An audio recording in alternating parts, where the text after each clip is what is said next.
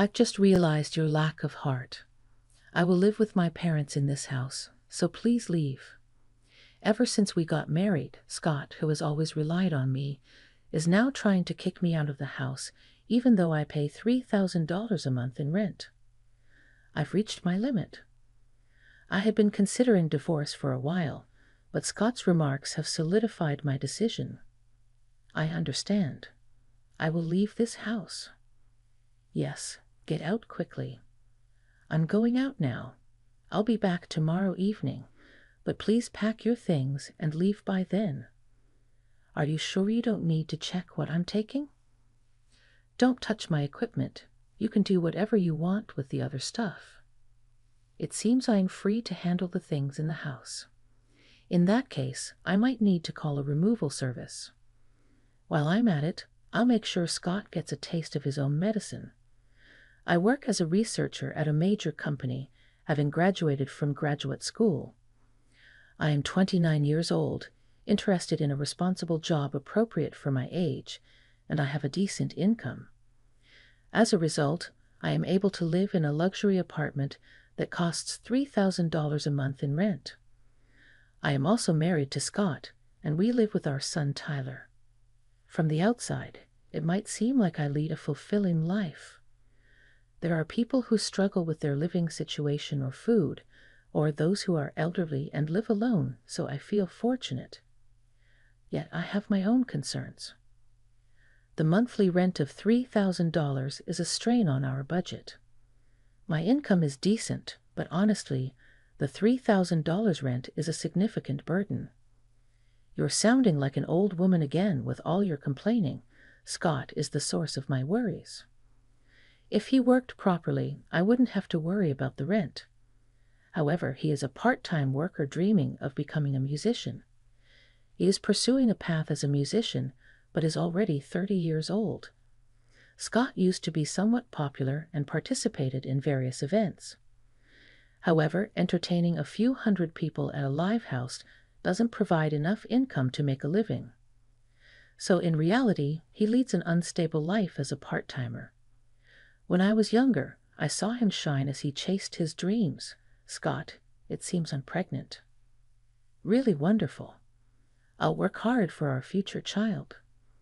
I was 19 years old when I married him, and we started a family. Getting married meant he would have to give up his dreams of music and choose a life with his family. I had begun to question his perpetual part-time lifestyle. But I felt guilty asking him to give up his dreams for the family. However, my thoughts seemed meaningless. After our child was born, Scott continued his music and part-time jobs. I couldn't tolerate it anymore, and warned him, "How long do you plan to keep up the part-time jobs? You're nearly 20. You know people your age are job hunting. I have my own way of living. Please don't compare me to others." Your words sound noble but lack conviction. If you want to speak from such a position, contribute to the household finances first. When I become famous, I'll make up for the earnings I'm missing out on now. Stop being so dreamy and face reality. With that, he had no rebuttal and eventually started a part-time job. Even earning $1,000 a month would be helpful, but Scott didn't stop talking about his dreams. You're being noisy. Times are different now. There are many paths to success without belonging to an agency. So I'm not just dreaming anymore. It's just that my name isn't widely known yet. Companies have overwhelming power in advertising. However, I am making steady progress, even if it's slow. No matter how much I hear, it's baffling. When will he realize that it's all an illusion? Scott's band has already disbanded, and the former members have either married or found jobs. I think Scott should follow their example. Yet Scott says, "You've given up your dreams. That's pathetic." I think giving up dreams to protect the family is a meaningful choice. But is that wrong? When I was pregnant, Scott said he would work hard for our child. But it seems he meant continuing his music career. However, I hope that once our child grows a bit more, Scott will see reality. Did you buy expensive clothes again? Appearance is important for my job. He hasn't earned a single dollar from music yet. What is he talking about? 10 years have passed since our child was born, and Scott is still a part-timer as he approaches his 30s. Despite a long music career, he sees himself as mid-tier without any notable success or achievements, which has led to increased spending on expensive clothes and music equipment. I wish you would contribute a bit to the household instead of spending money on such things. You can satisfy hunger with pretense, you know. What do you mean by such things? These are necessary for me. Since Scott always has this attitude, we frequently argue. To avoid showing our child the arguments, we choose times when he's not at home to talk, or we move to another room if possible. But the house is small, so our child inevitably hears us. If our voices get loud, therefore we are considering moving to a bigger house. As our son grows, our current residence will definitely become too cramped. Hey, Tyler is 10 now, and this apartment is too cramped. So shall we move? Yeah, this was originally the house you lived in alone, after all. What? Do you have a complaint? You moved into my house when we got married, right? It's not a complaint. I'd like to move, preferably to a bigger house. Living in a high-rise condo would be cool, I think. Who do you think will pay the rent? I will contribute to the household too.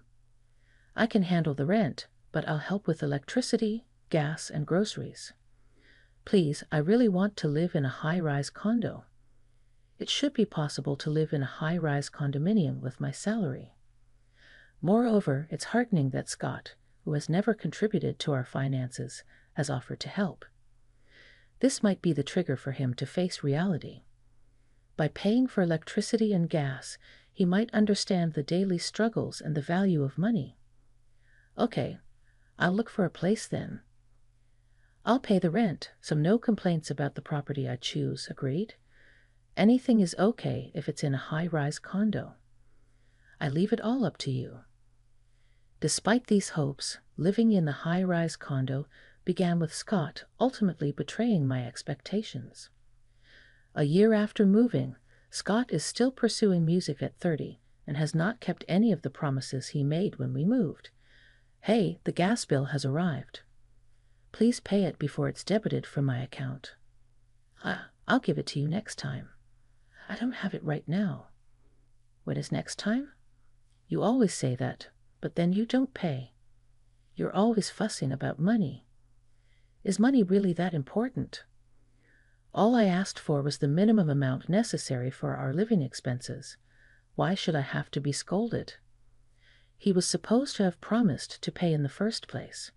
It was a good decision to set up direct debits from my own account. Otherwise, Scott might never have paid the electricity and gas bills. Sometimes, however, Scott does pay some money. What? There's $50 on the living room table. It was left by Scott, but he isn't home now. $50 is nowhere near enough, but I thought he left this amount to avoid handing it over directly to me, perhaps out of embarrassment. Is he showing some consideration? There's something endearing about that. It seems I was mistaken to think so. I haven't received this month's electricity bill payment yet. I pay it sometimes, don't I?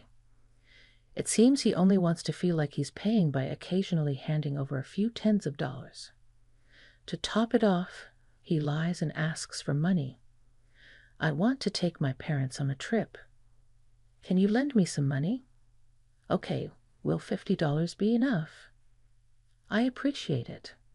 Scott sometimes tells lies, but I know it's a sign that he wants some pocket money. He also knows that I understand he's asking for pocket money. Because of this, our conversations can be hard to understand. When he asks for money, such exchanges happen frequently. Because he often asks me for money, he probably uses the pocket money to treat his juniors or to show off. The rent is still $3,000 this month. It's tough. The rent for the high-rise condo we moved to is $3,000, which is certainly not cheap. I thought moving to a high-rise condo might motivate Scott to work, but he always disappoints me. And I have been struggling with the rent for 3 years. I can't save money in this situation. Ideally, I'd like to use money for more meaningful purposes like our child's future or for retirement.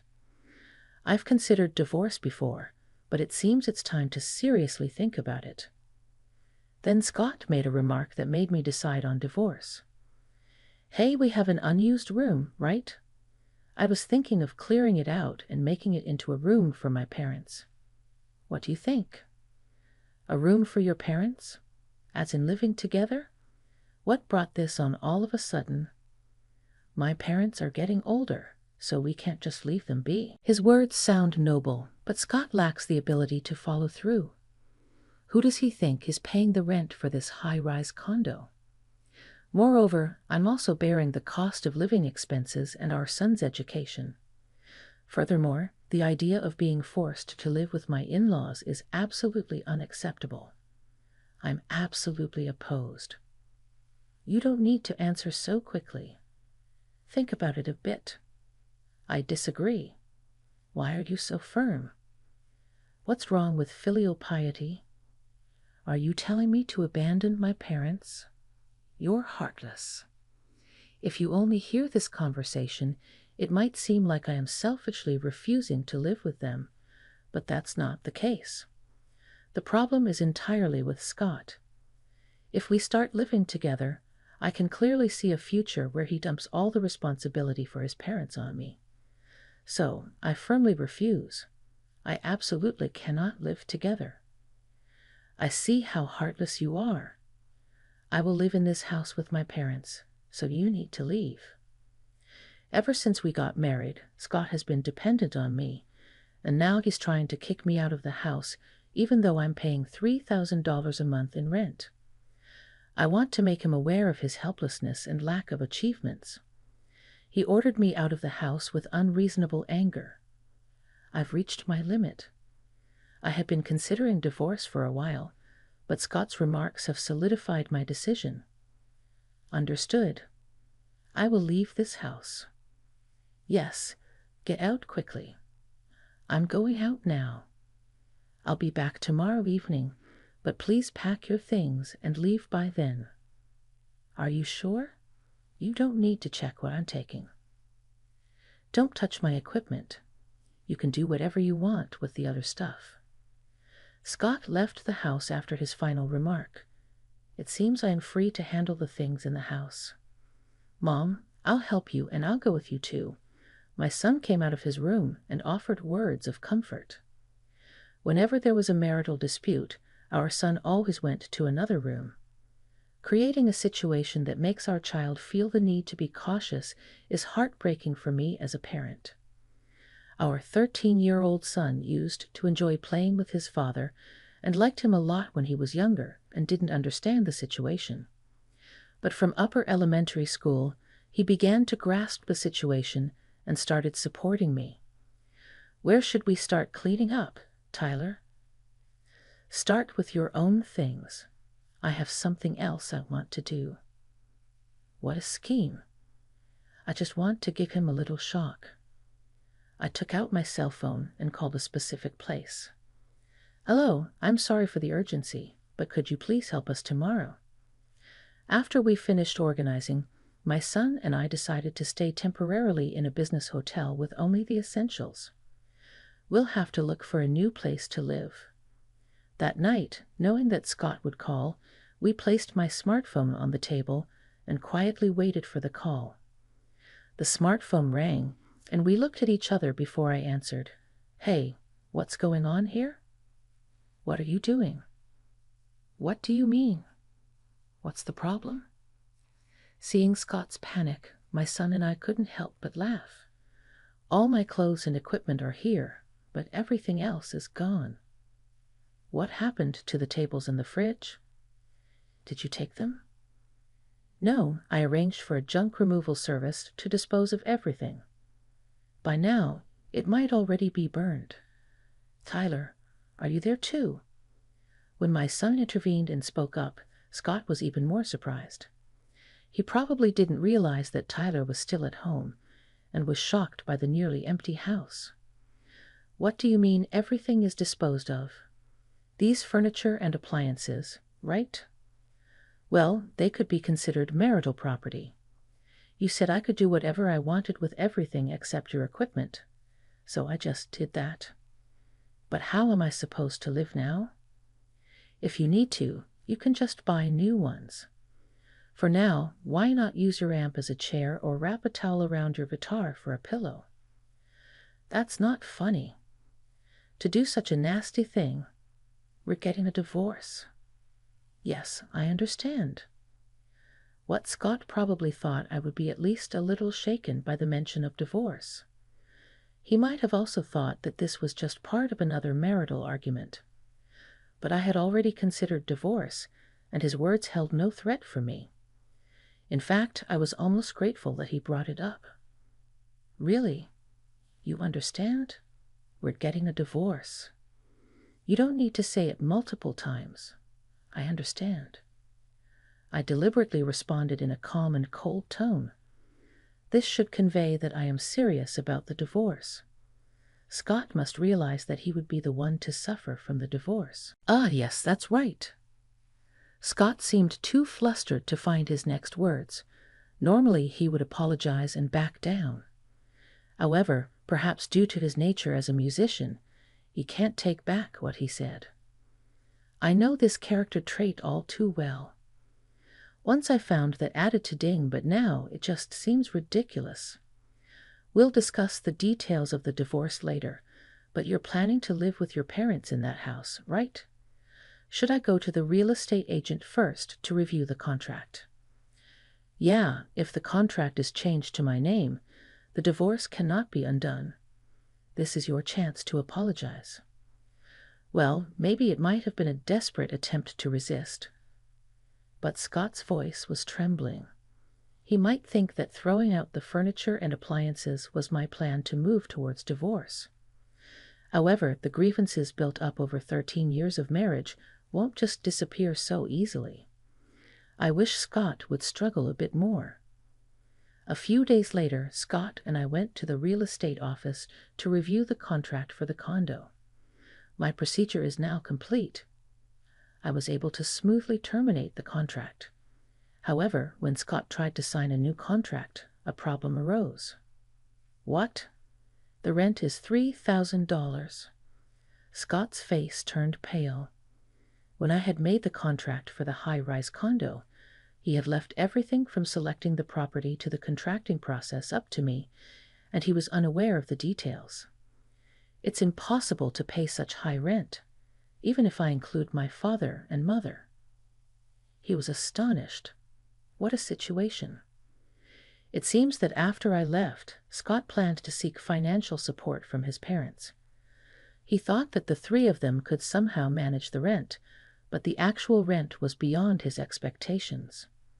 Since the in-laws are pensioners and Scott himself is a non-regular employee, I foresaw that it would be difficult for the three of them to share the costs and make payments. "Really? You've been paying this for a year?" Scott asked, and I replied, "Yes, I've been paying this amount all along. Since you don't work, we haven't been able to save anything. I can't handle such a contract." "Don't worry. I don't think you can handle the contract." "What do you mean?" He seemed confused. He appeared to be so flustered that he had completely forgotten the rules for renting a home. I asked the real estate agent to help Scott understand the situation. "Excuse me, is it possible for someone with an irregular income of $1,200 per month to sign a contract for this property? The parents will pay the shortfall." "No, that would be a bit difficult. The applicant needs to have a certain level of income." "See? I told you that you wouldn't be able to pass the screening. I said the agent hearing our conversation probably sensed that we were going to part ways. He responded to my questions with a wry smile, unable to say much. So, what should I do now?" If you can't make the contract, you have no choice but to leave, right? There are no other options since I've already cancelled that contract. Wow, you've done something ridiculous again. Scott, who calls himself an artist, doesn't necessarily have high self-esteem and likes to show off. It must have been a huge embarrassment for him, with his low income and a looming divorce, to be manipulated by me and to have others know about his situation. His face was drenched in sweat and as red as if he had just run a full marathon in midsummer. Ignoring my husband, I continued talking to the agent. It seems that things didn't go as planned, and the contract is impossible now. We need to move out immediately, right? I'm sorry for the confusion, but there's hardly any belongings left, just some clothes and music equipment. It's a small enough amount to clean up quickly. So could you check the procedures for moving out later? You knew I didn't understand the rent or the conditions of the house, and you still went ahead with this, Scott said. What do you mean? When I asked if you wanted to review the contract, you said you would handle it yourself. Whether you know about my income, Scott said. I was hoping there might be a way for the contract to succeed, I answered. Don't joke. I'm not leaving here, Scott insisted. If you don't leave, I'll call the police. I don't know the legal details, but you might be sued for trespassing or failure to vacate. Oh, and since this isn't my property anymore, the real estate agency or the owner might take some action. It could get messy if a company reports it, I said.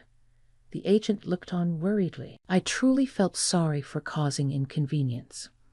You don't want to be embarrassed any further, right? Go home now and pack your things, I told Scott. Scott left the real estate office without saying a word. I'm sorry. The house will be empty soon. If anything is left, I'll take responsibility for disposing of it, I said. Later, when the agent and I went to the house, it was already empty. Later, to apologize for the inconvenience, I brought sweets to the real estate office. The procedure itself would be fine if handled well, but the agent seemed confused by the very awkward situation. I am truly sorry. However, this brought the dreamy musician back to the real world. Now he must strive to do well in the real world. After he left the house, our divorce was officially finalized. My ex has had no financial leeway, and since I had spent most of my money on rent, there was no dispute over the division of assets. My son chose to stay with me. My ex-husband might have sought support from his parents, but I had already blocked that path. After about 10 years of marriage, I informed my in-laws of the divorce and made my greetings. I thought it was only natural to communicate this process to my in-laws. Upon learning of my ex-husband's past actions, my in-laws decided to distance themselves from him and to withhold support until he finds a job and becomes independent. As a result, the plan for my ex-husband to live with his parents was cancelled. Therefore, my ex-husband could no longer rely on his parents. Over 30 years old and having lived as a freelancer, it is difficult for him to find regular employment, and he is still working as a freelancer. His income remains low, and he struggles even to pay the rent for a cheap apartment. Under these circumstances, continuing music is almost impossible. This is the reality of my ex-husband who achieved nothing. I have rented a new apartment, and I'm living there with my son.